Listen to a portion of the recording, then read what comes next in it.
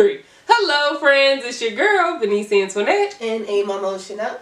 Here with another episode of Sip and Spill. And today we're going to be talking to you guys about... our worst first date experience. You should get some laughs, so stay tuned. Stay tuned. So Amber, what was your worst first date experience? So my worst first date experience. Oh, goodness. Okay, so before I start this story, I just want to say we both have lots of love for this person that I'm going to be talking about. It was just a funny thing that happens, when you're younger and you don't really know about a proper first date. So, for all due respect, moving forward. So, I met this young man when I was like 17 at Venice's house. Of course. One day. So, from there, we started talking, texting, and he says, you know what, we should go out sometime. So I'm like, all right, cool. And then we do the whole thing of like, well, what do you want to do? I don't know, what do you want to do? And it's just like, so we never figured anything out. I was like, all right, we'll probably figure it out that day. I can like go with the flow. So I was like, I'll just be down for whatever, when I get there.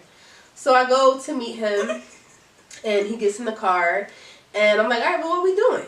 And he's like, I don't know, what do you want to do? I'm like, really? Like, you didn't have this figured, like, you really just came here like the day of and you still don't know what you want to do? Right, like you want to ask me out on a date and you don't have a clue what we're doing. Like what in the world? So it was the weekend of the Capona, and like in the town we grew up in, it's like a arts fest that happens on like Labor Day weekend. So I'm like, all right, you want to go to the Capona? And he's like, oh yeah, that sounds good. That sounds good. So we're headed there, and he's like, you know what? I think so-and-so and so-and-so are there. Like two of his guy friends that I also happen to know. I was like, okay, like maybe we'll see them. But he's calling them. I'm like, where y'all at? We on our way to the Capona. And they're like, oh yeah, we down here. And I hear her voice like in the background somewhere in the midst of that conversation. So I'm like, oh, all right, she must be with them and another one of our friends. So it'll be kind of like a triple date type of thing. So I'm like, all right, cool. I didn't know that's what we were doing from the start, but that works. So we get there, and his two friends start walking towards the car. And I'm like, well, where's Venice and I'll make up a name for her, Susie. And they're like, oh, well, they're not with us. We were just talking to them on the phone. So I guess like they must have been on speaker on one of their phones while he called the other guy or whatever. So I'm like, okay. So I'm down here at the Capona with three dudes just like walking around when I thought I was on a date, like a one-on-one date. Yeah, like I said, I knew his friends actually better than I knew him. So it's not that I was uncomfortable. It was just like not a date and not what I signed up for. Right. So we didn't stay there long.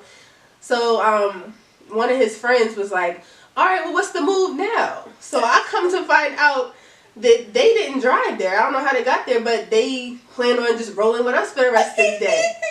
So I'm like, okay, what are we doing now? Somebody suggests the movies.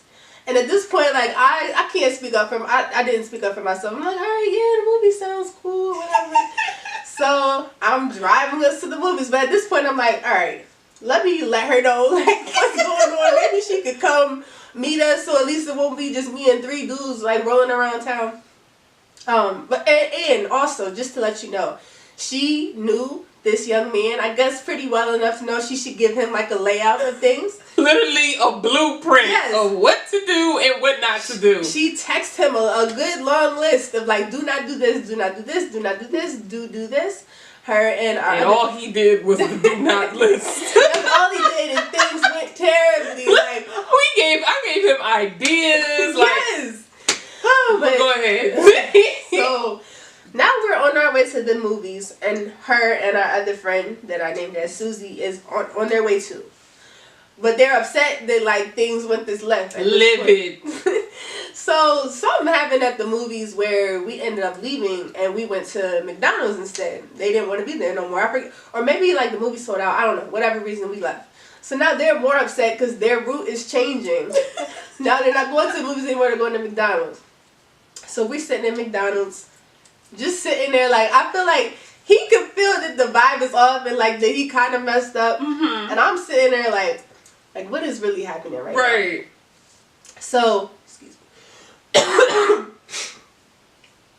So finally, She storms into McDonald's. Mad as hell. She's on her phone. She actually called her mom. I always call my mom when I'm mad. To calm her down and let her know what happened. Her mom is now living as well. So she hands me the phone. My mom's on the phone like, put Amber on the phone. Put Amber on the phone. Now mind you, I'm sitting right next to this dude. So like he can hear everything that's going on. Her mom is screaming, telling me how like this was so wrong and out of line. And she's like, Amber, I want you to get up right now, grab your purse, and leave. And I'm like, okay, yeah, but I knew, like, I felt like that was too mean. Like, I didn't want to get up and just leave him. So she knew, I guess, that I was just trying to get her off the phone. So she's like, no, I'm not hanging up until you get up and walk out the door. So I'm like, oh, God. Like, he can hear all this screaming. And she was dead serious, let me tell you, like. So I give the phone back to Veniece, and she calmed her mom down. Oh.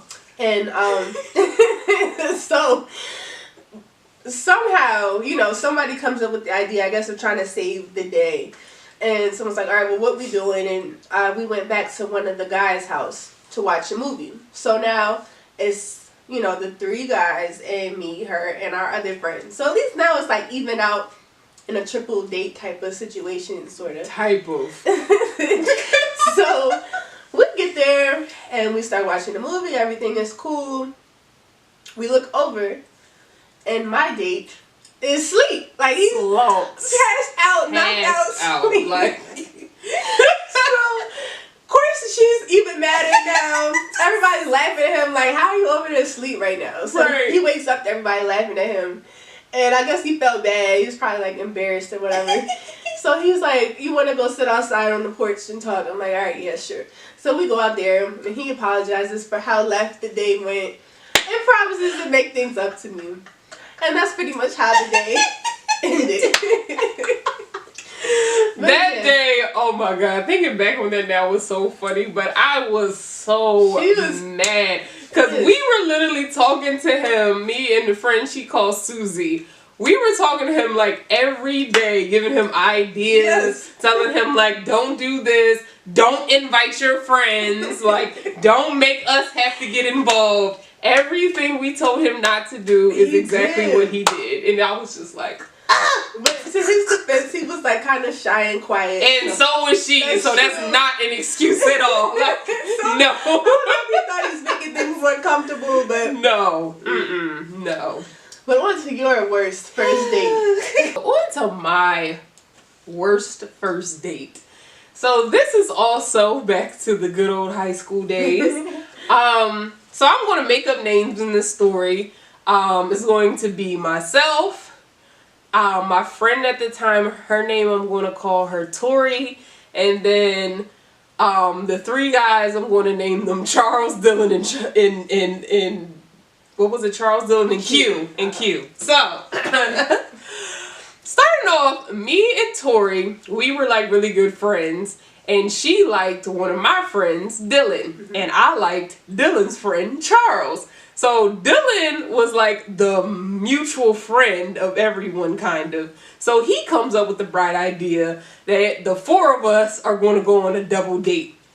So he comes up with the plan that Friday at the end of the school day, the four of us met up at the locker. I think it was my locker. And we were like, all right, the plan is we're going to go to blah, blah, blah movie at 8 o'clock or 7 or something like that. And so we're like, okay, bet. So all four of us decided this. So me and Tori go to my house. She took the bus with me home and we went back to my house. Dylan and Charles, they were older, so they drove. So Dylan and Charles were under the impression that they're getting dressed while we're getting dressed. So we're getting dressed, getting all cute and whatever for the movies, all excited. And that's when Dylan calls and says he's outside. And so when he says he's outside, he tells Tori, oh, come outside real quick, but don't bring Veniece with you. And so we're like, what? Right, like, strike number one, what? So Tori goes outside, she runs back in the house and slams the door behind her. It's like, Veniece, I got some bad news. I'm like, what? And she's like, Charles isn't in the car. And I'm like, oh, okay, I guess we just got to pick him up. Because I didn't know where he lived, but I knew like the neighborhood and it was closer to the movie theater. So I'm like, oh, we're probably going to pick him up on the way. So she was like, no, he's not in the car. Another man is in the car. I'm like, what? So now I'm confused. Like, what do you mean Charles is in the car and there's a whole nother man in the car? So she's like, look, I was just told to let you know before you got in the car and was surprised. I'm like, okay. So we go back. Tori is laughing the entire way to the car, the movie theater, and back. Like, so we get in the car and I'm greeted by Q and I'm like, hello. So come to find out, Q apparently had like a crush on me or liked me or something like that. I don't know. I didn't know who he was, like, but I mean, I think that was the first time I ever saw him, to be honest. So I was like really confused, but he knew of me. And so that's when Dylan came up with the bright idea of bringing him instead, because I guess he was already with him. I don't know, but I was irritated. Like, I'm devastated because this was my moment where I was going to finally tell Charles how I felt about him, and he wasn't even there.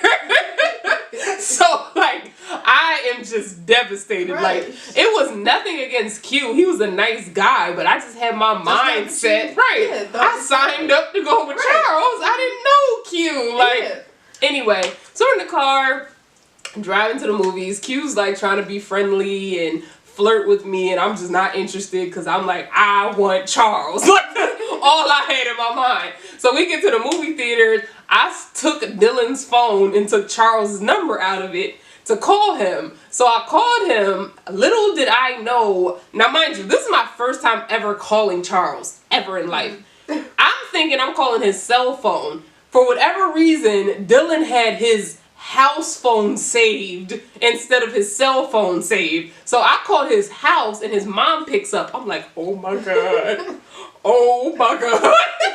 So now I'm like freaking out. So I'm like, may I speak to Charles? So she puts him on the phone and my heart's like beating because one, I'm nervous that I'm at the movies without him. Two, I'm upset I'm with some random dude I don't know who apparently likes me and I don't even know him. And so it's like, I'm just like all over the place. So he gets on the phone and I explain to him what's going on. He was like, oh, I thought Dylan said we weren't going anymore. He's like, I'm on my way. My sister's going to drop me off. I'll be there soon. And I'm like, save me.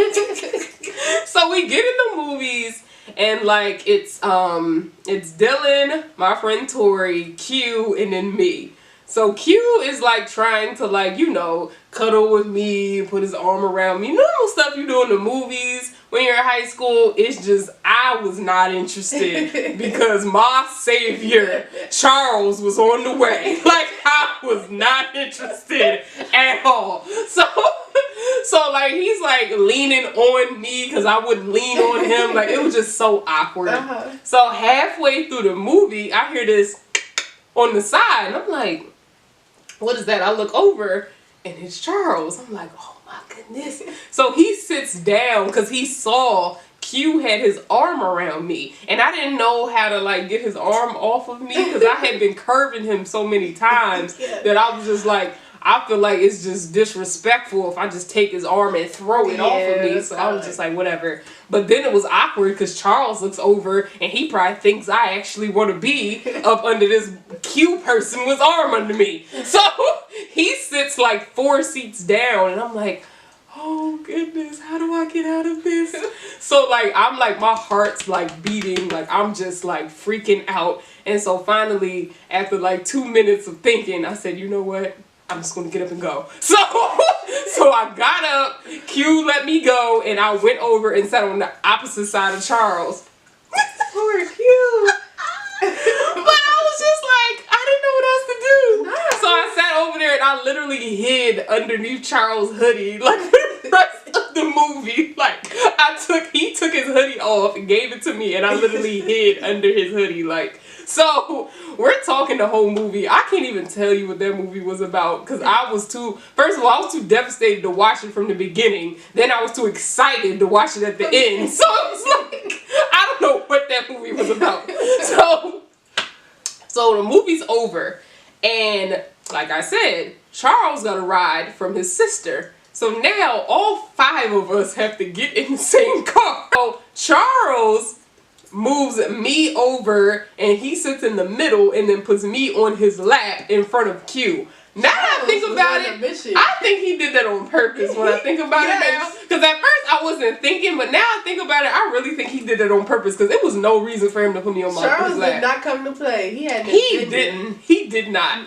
But anyway, so Q was just like, you could tell he's kind of like hurt and annoyed because he's like not talking to nobody. He's not looking over. I felt so bad, but I was so happy at the same time.